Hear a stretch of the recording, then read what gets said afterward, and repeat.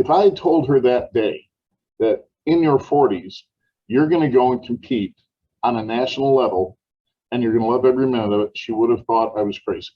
Mhm. And yet, the adults have, even though they have that heightened sense of failure, they also have a heightened sense of accomplishment when they've done something that they never thought they could do.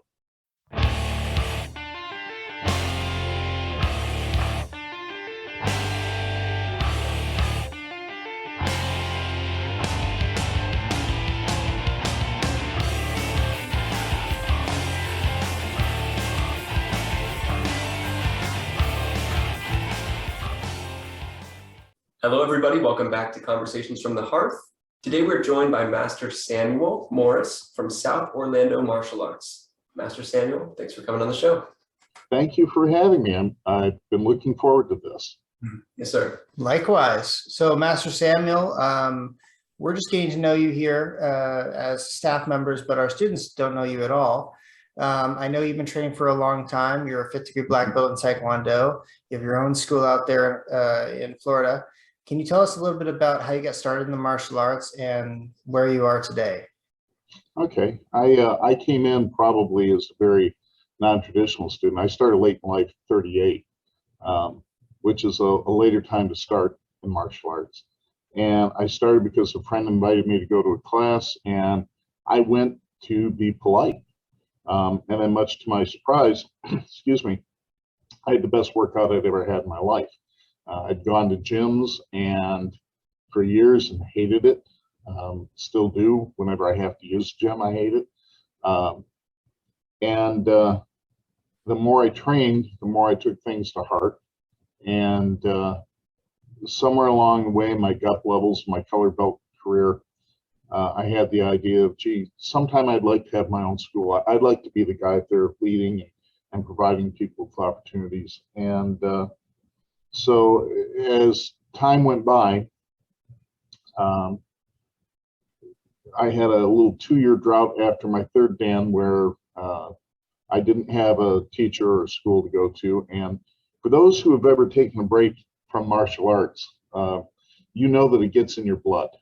And pretty soon, if you've gone through a training drought for whatever reason, you start really itching to get back into it somehow. And so myself and a few other adult black belts who were close friends of mine, we called another master we knew and said, hi, we're a bunch of old broken down black belts. We need somewhere to train. Can you take us in? And he said, yeah, come on. So we trained with him for 2 years. And about that time, I was getting ready to do my 4th Dan, which in WT Taekwondo is where you earn the title of master. I know it's later for ITF practitioners. And then I really started to think seriously about a school. And the economy was starting to come back, and I kind of looked at places. I didn't know anything about leases, about square footage, about renting space, any of that. But I got to a point that I was a high school teacher at the time. Here I am telling my students all day long to figure out what it is they love to do that they would do every day for free and make that a career. And I thought, maybe it's time I took my own advice. And so 10 years ago, I took the plunge. I told all my friends at the time, if it looks like I'm making the biggest mistake of my life, please don't be shy, tell me. And but we just celebrated our 10th anniversary, and we've gone in a couple directions I didn't think we'd go, but I'm glad we did, and here we are now. Yes, sir. That's awesome. What an awesome story. You're not the first master to come on who got started a little bit later in life, and every person I met who started later seems to really appreciate it, maybe even more than people who start, at a younger age. Yeah, that's awesome. Yeah, I think there's a definite advantage to starting later. I mean, you're never going to kick as high as the 15-year-olds. You're never going to last as long as 15-year-olds. But I think you've had a chance to have life knock you down a few times, and you start to appreciate the idea of challenges and overcoming challenges with a little bit different perspective. Absolutely. Absolutely. Yes, sir. That is a really good segue into our conversation for today, which is about how to engage and retain those older martial artists, as well as martial artists who might have disabilities. What are some of your key strategies in recruiting older martial artists and then keeping them sort of engaged? Well, the hard part in recruiting an adult student is that a lot of adult students see a martial arts school as an activity for kids, an after-school activity, a summer camp place. And I don't want to fault the schools that did that 20 years ago to keep the doors open. I get it, but I also think it soured our industry a lot because I think it put that connotation of we're a daycare on there. Mm-hmm. And I've never done after-school pickup nor summer camp, and never will I. And so adults see it as that. So trying to recruit one off the street is very, very difficult. And working with adult students, it's hard because adults have a very heightened fear of failure. They don't want to be the grown-up in the room who is theoretically stronger, wiser, etc., and they can't perform the same techniques as a 10-year-old. Well, you have to get them over the fact that they're not going to perform the same as a 10-year-old. They're not 10 years old. The oldest student I had was 72. And you modify for what they can do. As far as getting them in, what has actually worked the best for me is bringing in the parents of the students that are already here. If it's a parent who's brought a child in because maybe they wanted to study martial arts with their kids and didn't have an opportunity, and they're going to provide this for their children, in the back of their mind, they're thinking about it. They're thinking about, gee, I wish I could keep it out there. And I'll tell you a funny story. One of my Punsei coaches started with me as a white belt. She's third dan now. She's competed at the national level, all this. And here's how she started. I had her two boys in class, and she liked to coach from the side. I see you nodding your head. You've been through the same thing. You've got the sideline coach. And it was really starting to try my patience to a point. And I said, look, only one of us is getting paid for this. So I tell you what, you can either put on a uniform and get out on the floor, or you can go wait in the car, one of the two. Well, she put on a uniform, and pretty soon she also brought in her teenage daughter. And her teenage daughter has helped me with my special needs classes. And like I say, her career took off. Now, what she found is if I had told her that day that in your 40s, you're going to go and compete on a national level and you're going to love every minute of it, she would have thought I was crazy. Mm-hmm. And yet, the adults have, even though they have that heightened sense of failure, they also have a heightened sense of accomplishment when they've done something that they never thought they could do. Mm-hmm. When all of a sudden they're in conversations with their peers and he goes, what do you do for fun? Oh, I do Taekwondo. Really, you do Taekwondo? And now they're the cool kids all of a sudden. And everything means a little bit more to them. And I kind of mentioned this before. They understand the idea of challenges and overcoming them better than the kids do. Because the adults don't have somebody coming behind them to clean up their messes for them. They've got to clean up their own. And so it means a little bit more to them. You know, the challenges in keeping them is trying not to let them get injured severely, because sometimes the guys don't leave their macho in the car when they come in, and the women don't leave their we're as good as anybody else in the car, and they come in, they overdo, and next thing you know, you've got pulled muscles all over the place. And people say, oh, I don't want to do that. You have to modify, engage, really, really watch those students as they're working out to make sure that you're not overexerting them, not pushing them too far. It's still like the kids. You want them to work, but you also want them to have fun. You want them to build relationships with other adults there. Once they have a tribe within your school, they're not going to want to leave. And it's because of that, my entire staff are people that I've brought up from white belt. I've never hired anybody from the outside. And it's nice because they're such a close group of friends now that they rely on each other tremendously for a lot of things, even outside the dojo. And can you pick up the kids from school? Can you do this, do that? They wouldn't have had that otherwise. So when they appreciate that more and then they become instructors for you, you've got the very best qualified teachers you could have to teach the kids for some of those classes. That's great. Yes, That's sir. so true. Yes, sir. You know, it's funny. You look out in the lobby and you see the fire in all those parents' eyes, but they're really nervous to get on the floor. And it's always such a challenge to not only get them onto the floor, but also create a pathway for their first few weeks of success so they can get really launched. I feel like there's probably as many adults as kids who are interested in our program. And I'm sure probably the same is true for you, but the adults don't have anyone pushing them. So when they get on the mats, they do one good day and then they maybe they sign up because they're really excited after that first day. They can't believe that they successfully completed class, but then they go home and it starts gnawing at the back of their mind, like, oh, I'm gonna have to go in again. And they psych themselves out and they don't go in for their second, third class. And then eventually you start seeing that kid start disappearing from the floor because the parent's so embarrassed to go back in because they're going to join class. And it's almost like you lose, sometimes you lose both students because you tried to get the parent involved. So it's this really difficult situation that we have found where we want to be a school where you can train your whole life. How many masters have you trained under and they say, that's what martial arts is so great for. You can do martial arts your whole life.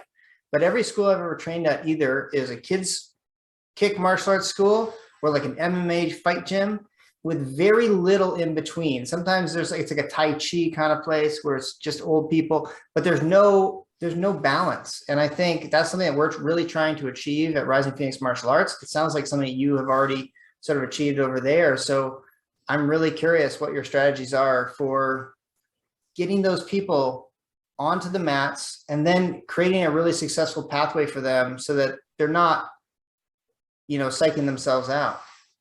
Yeah, it's difficult. Like, say, you mentioned looking at those signs when they're out there in the waiting area.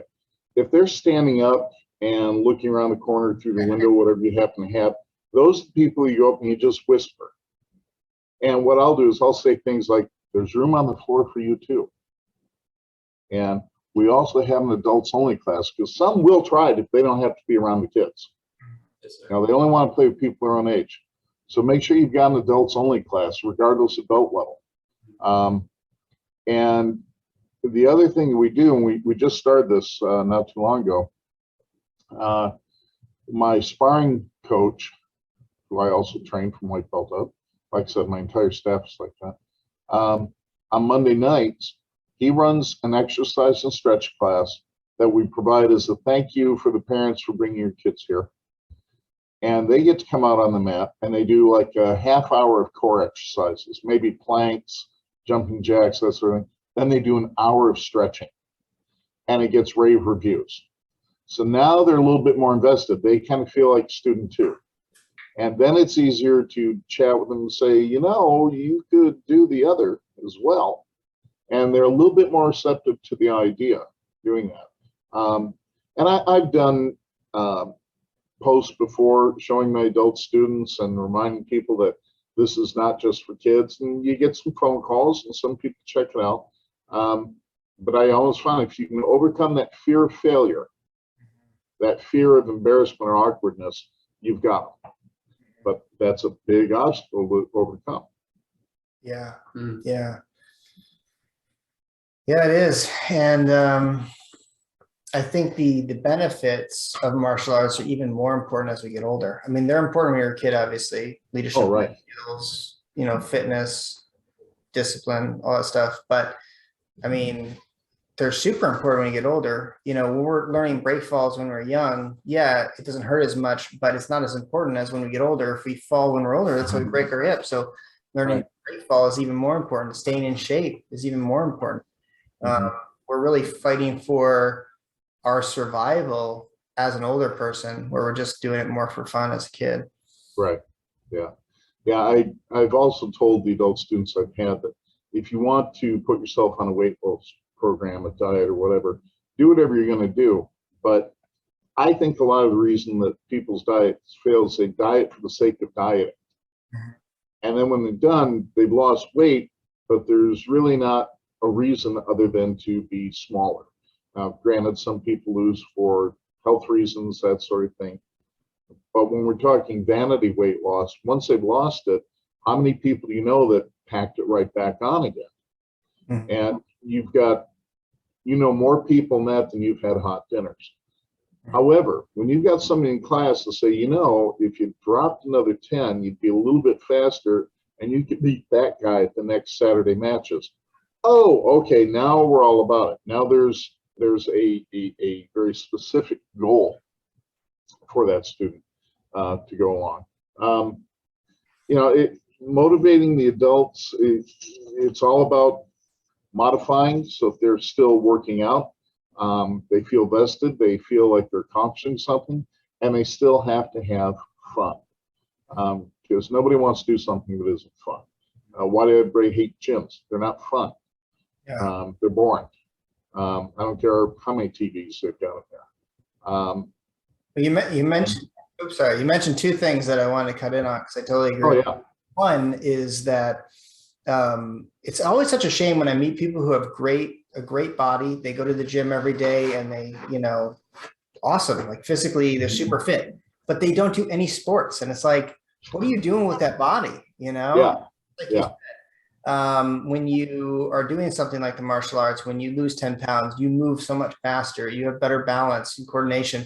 And it's like, there's a way to actually use this newfound body, Mm-hmm. And then the second thing is, like you said, I've gone to the gym for many, many years over my life. And while there were a few stretches where it was kind of exciting, seeing my body improve, especially when I was younger, and I got with a good group of people who would go with me and I kind of got to know the other gym members. The actual experience of working on the gym is probably the most boring experience of any athletic activity you could do, because it's literally just mass repetition of very, very simple exercises. Whereas like something like the martial arts, every time you step on the floor, you're going to be learning something new. You're going to be improving something that's not just, oh yeah, I can do this motion with a little more efficiency. It is, I can do this with more speed and more power, and I can put it into application in my sparring, and I'm going to do better. And that's what makes it so awesome. And I think just martial arts in general, they have so much depth. I'm always talking to my students about, you can never be a master of it all. The more you work on your striking, the worse you get on your grappling. The more you work on your grappling, the worse you get on your striking, or your weapons or whatever. And there's just so many pathways to explore. You can't be the master of it all. And that's what's so exciting and awesome about it. Right. I like that term, you can't be master of it all, and how certain skills go away. I got to a point in my own training where I wasn't really getting thrilled by learning another new Pumse or things like that. And I took up Komiye, which is a modern curriculum for Heidong Gumdo. Okay. Because I'd always wanted to learn the sword for as long as I could remember. And so I've got a black belt in that. I'm a certified instructor, working on the second Dan and that sort of thing. That's my candy. That's my heroin. I'm also about to get a black belt in cane self-defense. So just to vary the things that you know. And a lot of times with the adults, if you show them that there's a path too, and this is one thing, the development of sport Pumse has been a boon to motivating adults, because, and I'm sure in your experience, if somebody's been sparring, by the time they start creeping up into their mid-20s, mid-late 20s, they're kind of aging out. Particularly if you have somebody who started late, and you've got somebody who's a first Dan and they're 28. Well, the only person that's going to be their size and weight is going to be somebody with 10, 15 years plus experience on them. And so they don't want to compete. And they'll break boards for their test. They'll do that sort of thing, but they don't want to go and spend money just to get beat up. So Sport Poomsae now, when our world champions are up there in age, I mean, who was our last gal? She was. So Soyoung Ye was my Poomsae coach when I was in Korea, and she's a 9-time world champion, and she is almost 60. Yeah. There's a lot of examples just like that of Yeah. 9-time world And that are quite old. right, when they find out that, oh, now here's this other path that I can do, and I can compete on the world stage, and I'm not going to get hurt, and I can really work on it, that means a lot. That means a lot to them. So, got to always present those opportunities. And the same thing happens with special needs students. If there's a goal for them on it, special needs students are tremendously they're more goal oriented than anybody else on the planet. I mean, they really are. And sorry to do my own segue here, but you know, the special needs students, they study harder. They don't ask questions. They do exactly what you ask of them. And as long as you're modifying for their ability, whatever it is, and give them a motivation, a prize at the end of it, they're all about it. They're ready to go. Yeah, something we were just talking about today is it's surprising who makes it to black belt and beyond. Sometimes you get this kid who comes in and he's this fitness god, and he doesn't make it to black belt. Then you have another kid who comes in and he's got some disability, and he makes it all the way because there's something in the martial arts that really captivates him. Maybe he was looking for community, or he was looking for meaning, or whatever it might be, and he found it in the martial arts. Whereas the you know, more athletic you know, practitioner might just kind of glanced over that part, you know. Yeah. I know the thing that we go by that I found to be true, and maybe you have, and I'd be interested in what you have to say. We always go by the saying that only 1 in every 100 white belts will make it to black belt. And I found that ratio to be pretty true. And that spread even gets higher as you get into Dan levels. And I can even say to my students, how many people do you not see around here anymore? Didn't make it. Yeah. The disappointing is when you have somebody that you're sure is going to make it, and then for whatever reason, they don't want to do a black belt test, and they're going to quit right then. You know, the analogy that I use to them is that your color belt career is like training for a marathon. This is when you're buying your running shoes, you're gradually increasing how far you can run. And the day you get your black belt is when you step to that starting line for the race. You know, why would you walk away and not race after you've done all this training for it? And that seems to keep a lot of them going. And unfortunately, also adds to the shock when someone doesn't do it. Yeah. So, well, I mean, that's something that a lot of people don't realize. A lot of people think that a black belt is an expert, but a black belt means you're a competitor. In Korea, I lived in Korea for many years, and they don't have color belt competitions. Color belt competition is a Western creation because very few people are able to make it to black belt. But what a black belt really means is that you know enough of the fundamentals to compete in an open competition against other practitioners such as yourself and me, who would probably just destroy you if you were just like a white belt. And you're kind of in like a training, you know, if you think about like wrestling or something or any other sport, they don't say, okay, well, you've been training in wrestling for 6 months, and you've been training for 1 year, and you've been training for 2 years, and we're going to divide you up so that you guys are at a relative similar level. They don't do that. You know, you're a wrestler, and you just wrestle based on your weight. And that's how martial arts is too. But we've in the West, we've kind of stratified it out through belts and stuff. And sometimes it can make the divisions absurdly small, so that you have people who've been training for a couple of months, they get a division of one person that become like a national champion because there's no one else to compete against. Anyway, that's a tangent there. But yeah, just totally agreeing with you. This idea of like, you don't start your race until you get your black belt. It's once you get your black belt that you start that run or that competition. and earn those degrees based on your abilities. Yeah. The first Dan black belt is beginner. Absolutely. Yeah.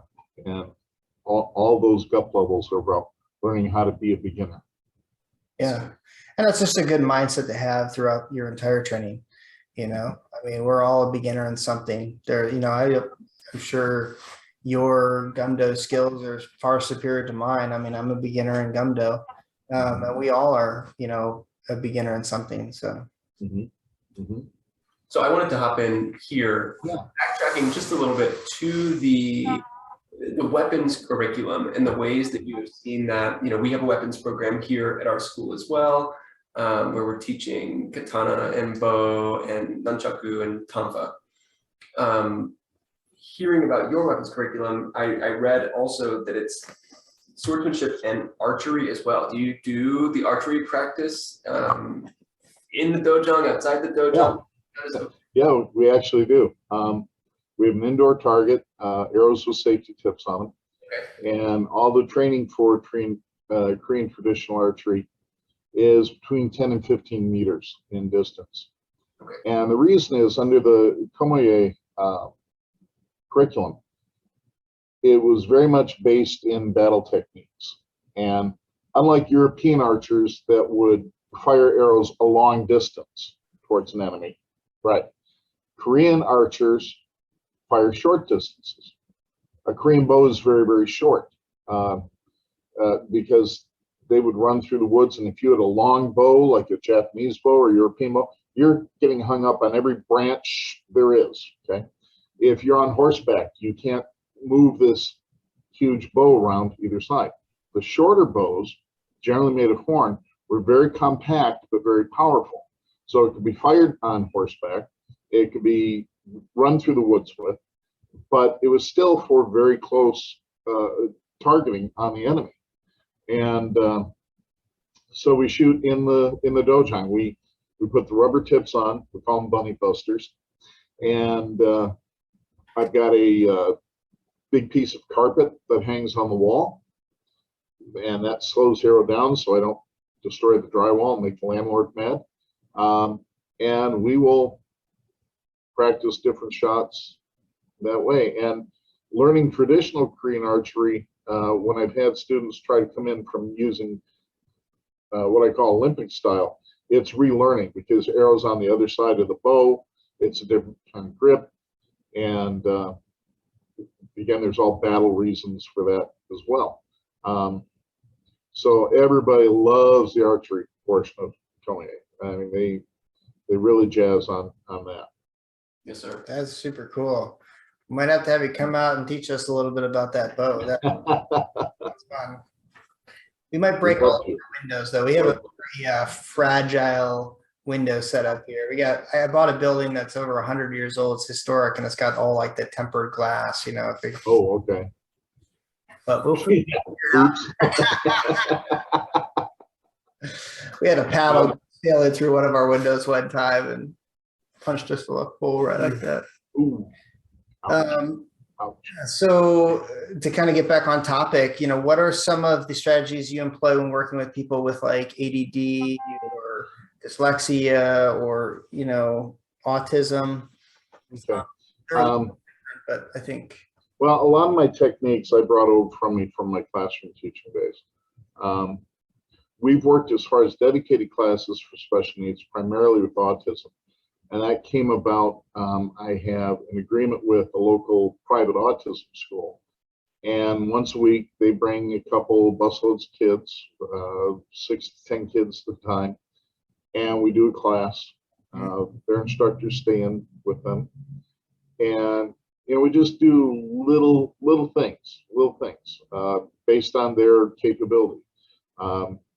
You know, some are nonverbal. Some have very exacerbated motor deficiencies, so the trying to do a proper stance is not going to happen. So you have to be happy getting close, or them just getting the idea. But you modify for each individual student, the same as you would for any other student.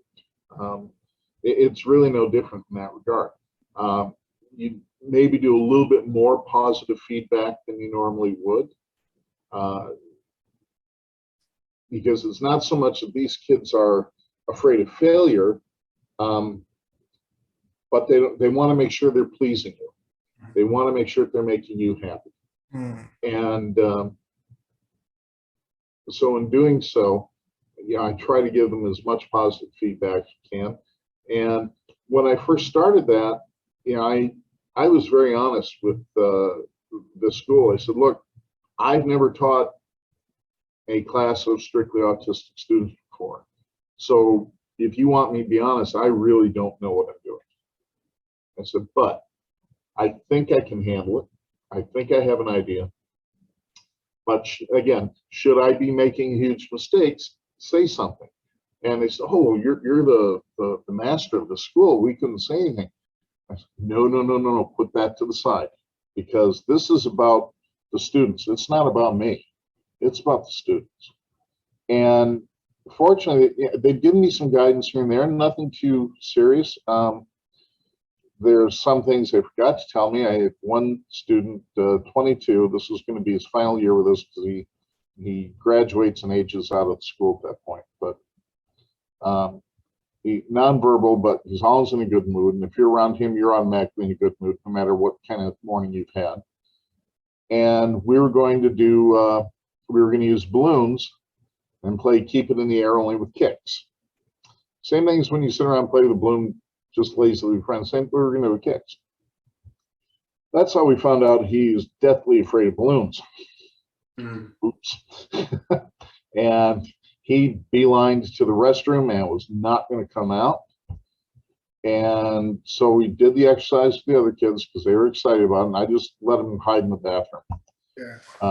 It was not going to ruin his life to not be in that class. And then when it was over, I told him to come out. He was not going to do it. He was not going to come out. Nope. He saw a balloon out there.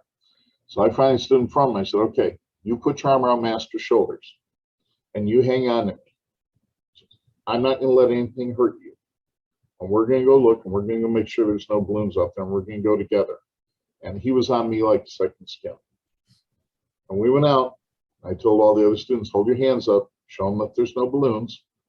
And no balloons, okay. And he calmed down at that point. But if I'd not taken him out to show him, he'd still be in my bathroom to this moment. But it's things like that that they forget to tell me, and I'd find out the hard way. I've been fortunate. We have not had any major meltdowns from any kids. We have not had any huge discipline problems. We've had lots of excitement. In fact, one of those students became a regular member at the school. Actually, two of them have. And there's another two who do real well, but for whatever reason, the parents can't put them into regular membership. I think one lives quite a ways away, and it would just be impractical to get here. But when we have a tournament with para competition, they're there. And they go and they compete, and a plastic surgeon can't get that smile off their face, or me for that matter, because I'm just so proud of them and living through them. One I've had to tell one of them, I said, you still train hard. I always win gold medals. Yeah, someday you're not going to if you don't keep training hard. I said, it's not just automatic because you filled out the entry form that they put a gold medal to the side for you. You still have to earn that. And then she looks at me and goes, oh man. But she still trains hard, and they absolutely love it. And I told somebody, if I'd known that working with autistic kids was so much fun, I would have done it years ago. Years ago, I would have done it. I've got some that they don't do a lot. They just want to come in and hug, but you say, no, we got to work. Yeah. And you get by. You have a full class of autistic kids just for children with autism? Pardon me? You have a full class just for autism? Yeah. They would come in once a week, like say, for about 45 minutes. And I'd have 6 to 10 students in. The first class is on as the younger guys. The younger guys are a little bit more challenging. They're lots of runners. And then my teenagers come in the second class. And the teenagers, I can do a little bit more tightened up lesson, a little bit more traditional kind of stuff because they're older. You know, that's the whole reason. They're just older. Yeah. And you know, I see changes in them from year to year as they grow. I see some abilities grow. I see some abilities backslide a little bit. You know, I have to deal with, was their medication changed? And certainly I'm not in the loop for that information when it happens. Yeah. You know, I find out the hard way on everybody. Sometimes I'll ask, you know, medication change. But the thing is, it also opened my eyes to how many, quote, regular students I had who are probably certainly on spectrum, or certainly have the other challenges like you mentioned. I had a student who had whatever there was to have, he had it. He had ADD, he had hyperactivity, he had dyslexia, he had Tourette's, you know, everything. And, you know, I just learned that chunk out a technique, just chunk it out. If you want him to do a low block followed by punch, we're going to just start with low block. Then we're going to talk about twisting the wrist. Okay? Then we're going to talk about pulling that back to a chambered position as the punch comes out. Break it into little fine steps. And in doing that, we could give him the skills he needed, and he could do well. And we learned that, you know, if it was time to introduce a new Pumse to an entire class, yeah, he can. I always gave him his option. I said, you can follow along the first time all the way through if you want, or you can watch. Mm-hmm. Most time he would watch, because you could probably get a group of people to follow through 19 or 20 moves. You know, they're going to make mistakes. It's not going to be pretty, but they'll follow along. And that was just way too much input for him at one time. Mm-hmm. I said, but did you see it and get an idea of what it looks like? I think so. Okay. We're just going to work on the first move. Mm-hmm. And we're going to do the first move 6 times. Mm-hmm. Then we're going to do the first move and the second move 6 times. And you just add in one more as you go. And it might take him a little bit longer to learn that Pumse, but he'll learn it. And as long as you can keep them practicing, you know, teaching them is only 50% of the battle. Keeping them practicing is the other half. Mm-hmm. If you can keep them practicing it, then, like, you know, you get to a point where you do these things out of muscle memory. They will too if they practice. If they don't, then here you are on test day and they don't know what's going on because they haven't practiced it. Mm-hmm. And if there's one thing I am hard about, it's you have to practice, because nothing can make the veins pop out of my forehead more than teaching a high belt how to do their beginner stuff. Mm-hmm. You know, we're one of those schools where you're responsible for everything all the way through. I told students at my last belt test, my test started at white belt, and yours is too. And that's because we have one chain school in town that once they learn a belt, it's done, then they learn the next belt. And I'm sure you have schools like that in your area that they're all over the place. I said, no, you're not going to be wearing my uniform and have somebody say, show me what people learn at white belt, and you have no clue. That's not going to happen. Not with my label on there. Awesome. That's great. I mean, that's a whole different discussion about, you know, yeah, integrity and ethics in the martial arts. Right. I have a lot to say on that too, but to kind of get back on topic, now working with children with disabilities and having a weapons program, this is interesting. So do you make any changes to your weapons program for people? Well, honestly, we haven't moved them into weapons too much. I've only had one that's kind of dealt with weapons a little bit with Donbon short stick. It's a matter of motor control in a lot of situations. And we had a couple try sword class one night, and they just didn't quite have the motor control to what I consider safely learn to do a cut. Yeah. And not so much injuring them, but injuring the person next to them. So when we do all short stick, because I separate them far enough. That way, if they swing wild, they're not going to hit anybody. The number of weapons that we teach is very limited anyway. It's just dong bong, sword, archery, and cane. Those are the only ones we teach.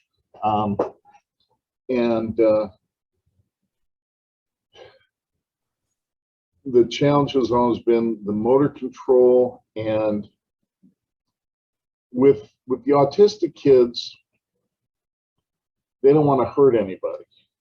So when you're bringing in the idea of a weapon, a lot of them get stuck on, why would I ever want to learn that? So I don't ever want to hurt anybody.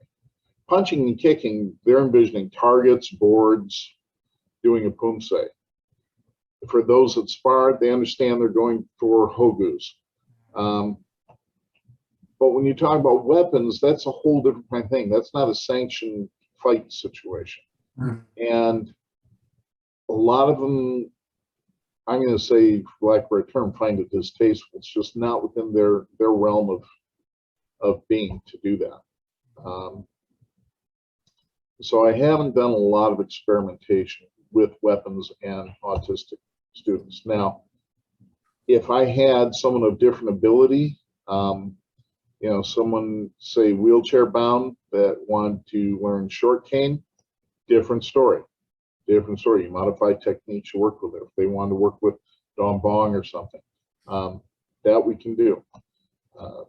What about with children? I assume you teach weapons to children, and when do you start? Is there a rank at which you start? I start, I don't have a belt level I start. It's individual. I look at their temperament and their demeanor. I've had a green belt that, not for love or money, but I put a wooden stick in his hand. Yet I've had a yellow belt who could deal with it and understand. So that's how I divide up that way. And again, I just kind of keep it short and sweet, because a lot of the kids, they don't think in terms of a street attack. They understand bullies, but they also know they can't have weapons at school. So when I deal with weapons, it'll be dong bong. I'll say, look, this is just a stick, and this could be anything you find in the room if you really needed to defend yourself. But they can't grasp a bully doing that.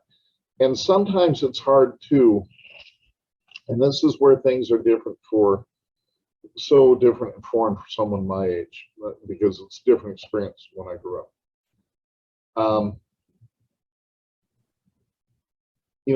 As a classroom teacher, we had to do active shooter drills, but it's actually on the minds of these 6, 7, 8, 9-year-olds. And you show them a wooden stick, and the biggest threat they can think of is someone coming in to shoot up their school. They already know their wooden stick is useless, and there's not a lot of motivation for them to learn that. And that's something that's sometimes hard for me to conceptualize, because when I was in high school, kids still had their guns in their gun rack in their pickup truck, and nobody would even think about bringing it in the building, shooting anybody. So it's a whole different mindset for me to try to wrap around for the modern world. But little kids, all based on temperament and desire. Because if you have a little one who wouldn't hurt anybody, but they're getting bored and they're just swinging a wood stick around, something probably them is going to get a big knot on it. And then I've got to talk to a parent. Yeah, I agree with all those sentiments. Also, I feel like kids love swords. It doesn't matter that they're never going to bring their sword to school and defend themselves. I mean, everyone wants to be a knight, even though there really are no knights, Right. because it's badass and awesome. Yeah. Yeah. I probably with my younger ones, I will starting to introduce sword, but I want to find some nice foam swords like Dollar Tree, that sort of thing for them to use. But not pirate looking swords because I need something, to grip. And if push comes to shove, I'm just going to use pool noodles, I guess. Do you Swords. stock Sentry? Yeah, Sentry's got some. Action Flex. They also have like these foam ones, which are more fragile and not really meant for full contact or anything. But Right. Yeah, I'm curious what your thoughts are on those, because we've been also, sourcing products is such a unique challenge that you don't realize until you get into the business and you're like, wow. I mean, I'm sure you've had some issues over these last couple of years where, I mean, just uniform. One student bought a uniform more than 8 months ago, and it took us about 8 months for it to get into stock. And then as soon as it got into stock, it was out of stock again. And now we're waiting a couple more months, and we're still not sure when the next uniform is going to come in. It's just so challenging. Yeah, it definitely is. I've been there in the uniform situation with everybody else where, you're buying brands you don't normally buy only because they have them in stock. Yeah. And, I was buying a lot of Pro Force because they're cut a little bit extra big. And you can generally fit kids in it for a longer period of time. So I hate telling parents every 6 months they need another uniform to kick her out of it. So I bought things that I maybe wasn't entirely thrilled with the cut, but they had them. Fortunately, a lot of the suppliers that I use uniform-wise getting back into it. But, you mentioned swords, and the problem with a lot of the foam and polypropylene practice swords that I've seen is they deform very easily. And for the price, that's what makes me hesitant on a lot of things. Yeah. It's kind of like and I'm sure you've seen it, the Bob XL that has the legs now. Okay, $400 for this thing, 10 men and a boy to put it together. And it only takes one good side kick to those legs. And that thing's broken, it's useless. Yeah. My cane instructor has one for cane instruction. But even that, he still gingerly only hits those legs because he knows you're going to snap and break. And a lot of these foam swords are the same thing. I know one other sword student who had one of the polypropylene swords. And I said, do you keep it in the trunk of your car? He said, yeah, sometimes. I said, do you have to bend it back into shape a lot? He said, sometimes. It would get in there and melt. And foam chips, if you're going to have them strike a bob or strike some other kind of target, that foam is going to chip. Yeah. Expensive. You do a lot of sparring with the weapons? With swords, you do. Now, we do use padded swords, the round padded swords. And there is a full armor to it. And interesting side story, when I first started in this, I knew that the sparring was with padded swords. And I thought, well, it's padded swords. Well, why would you want armor? But I bought the armor because, teaching tool, visual kind of thing. And then we had a seminar with our grandmaster. Yeah. And he hit me in the armor with the padded sword, and I felt it go through to my spine. I thought, every penny I paid for that armor was so worth it right I said, I get it now. Okay, I have been instructed. But yeah, we'll do that, and we'll do some light stuff, just going for wrist and head with just forearm guards and a helmet, preferably one with a face shield, because you don't want the tip of these fabric coated swords to come down and graze somebody's eye and scratch it. Put a face shield on. honestly, people enjoy the sparring with swords more than Olympic Taekwondo sparring. I've not seen a sword sparring match yet where both combatants at some point do not start to giggle. There's a joke about all you're doing is playing with swords. No, this is very serious, concentrated study in the use of the sword. Well, how'd you get into it? Playing with swords. Yes, sir. That's awesome. Yeah, we do like defense sets back and forth, and we'll do some like 50% speed, kind of no contact sparring. We use wooden bokens, which are pretty resilient. I mean, Yeah. you can crack eventually, but Right. you can glue them back together and kind of continue. Yeah. I've played around with the idea of doing Shinai, but the kendo armor is very expensive. And we're I've got a set for sale if you ever want it. right now we're looking at doing the action flex at a certain level of proficiency. The action flex, like helmet and gloves, but it's just one more thing that we have to sell to our students, and it's always so hard getting a full set of everything that it's been a little bit of a challenge. Yeah, you don't want to be holding your hand out once a month to parents for money. Some schools don't have a problem with it. I always want my school to be affordable, but I'm also very honest with people. If they're going to seriously study swords, equipment is expensive in sword. The armor is $400 if you're going to get proper armor, and it's different than the Kumdo armor. The Komiye armor is a little different. It's more like action flex. A good aluminum practice sword is about $140. A good bow is going to run you $225 for a Korean bow. That kind of stuff is expensive. Now, I find inexpensive sources as best I can. God bless Amazon. If I order arrows from the Korean Armory, I'm going to spend $50 to $60 for 6 arrows, plus the shipping from Korea. So now I'm in $100. I can get a dozen arrows off Amazon, carbon fiber, same length, for $30.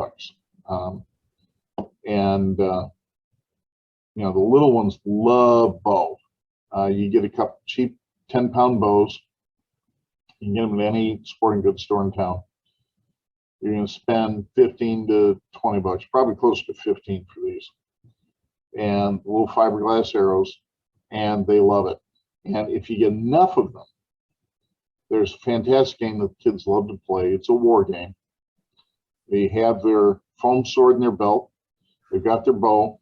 It's kind of like dodgeball. Love it. I love where this is going. Okay, yeah. You've got kids on both sides of the room. Yeah. And you've got so many archers with arrows, and they've got the big, huge padded tips on them. Big, huge ones. Yeah. Things that, it's only a 10-pound bow, and this thing's on it. So just the way that thing drags the arrow down anyway. So if it hits anybody, it's not going to hurt them. They're wearing their helmets. And it turns into, if they get shot with the arrow, they're down they're out. If they're out of arrows completely, they have to take their sword and try and go and defeat an archer before they can get a shot in. And it's just total war in the middle of the floor. Somebody shoots an arrow, somebody else picks up and shoots it back at them. And they're having a ball. And I first saw this at a seminar with a grandmaster. And he said, "Do you think your kids like to play this?" I said, "My adults are going to love to play this. Are you kidding me?" They're going to be all over it. And so there's some very exciting things you can do with that. We don't do the shield stuff simply because it's not part of the curriculum, but and we don't allow anybody to do any real cutting till age 16. But they have to learn how to handle everything, even if it's a padded sword, like it's a live honed blade.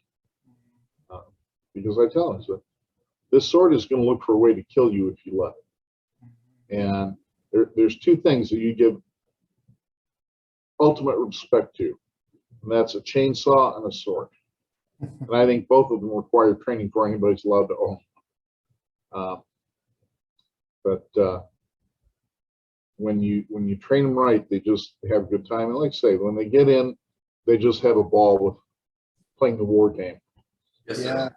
Yes, sir. that's so awesome. Sounds like a blast. Well, we have taken quite a bit of your time. Really appreciate you coming on and talking to us about these things. Jesse, you got any final questions for Master Samuel before we? So I am always, for most of the conversations, I'll sit back a little bit and kind of ruminate and let them boil up. I guess two big questions. First question is in regard to advice for a new instructor. As you said, you have brought up all of your instructors through your program, right? And over that time, we are doing something very similar, if not the same thing here. All of our instructors right now have moved up through the program. Over that time, you get to know them, you get to work with them, you get to see them every day or most days. What advice would you give to a new instructor who is just stepping on the floor and maybe they have that older student on the floor who it's their first day, maybe they're a little timid, or maybe they have an opportunity to work with students with disabilities, whether it's autism or, even if it's ADD, ADHD, just some additional challenge or something that student is working with and working through. What advice do you give to that instructor on their first day or on their day where it's on their shoulders to work with that student and to? Okay. I like to remind people to keep their eyes and ears open for anything and everything. But also to remember, ultimately, as much as the lower ranking student, regardless of age, should be showing respect to the higher ranking student or instructor, ultimately, in the end, we are there to serve them. And so make sure you are giving good service. Make sure you're meeting their needs and ask a question, explain things as many times you need, demonstrate as many times you need to demonstrate. I don't care if it's one time or 1,000 times. It's all about the student. The most important person in any dojo is the student, because nothing happens about the student. Yes, sir. The master can still go practice. The master can still go compete. The master can do whatever they want. The student needs everything else. So they're the most important. They're the ones who keep the dojos alive and going. So I just remind them, give good service, listen, and watch. Because sometimes the older student won't tell you exactly what they need. And many times the autistic student can't because they're probably nonverbal. Yes, sir. Or they don't know what to ask. They don't know how to phrase their question. So watch and listen and just see where things are going. It's all about being in the moment, being there. Nice. Yes, sir. I think that's it. I was going to ask another, but I think that's a great point to end on. So, Well, Master Samuel, it was a true pleasure having you on. I think you had some really important things to say about, working with older people and people with disabilities. And we'd love to have you back on in the future if you ever want to talk about something else. I'm sure our students got a lot out of this, as well as other instructors around the country who are watching our podcast. Yeah, thanks so much for coming on. yes, sir. Thank you. Thank you for having me. I've enjoyed this immensely, and I look forward to talking to you again. Yeah, yes, sir. Yes, sir. Well, have a great day. You too. If you enjoyed that podcast, please consider liking and subscribing to our YouTube channel, as well as hitting the notification bell. We offer in-person, group, and private lessons at our facility in Kyle, Texas, as well as virtual lessons anywhere in the world. If you'd like to learn more about our programs, you can find us online at risingphoenixtkd.com.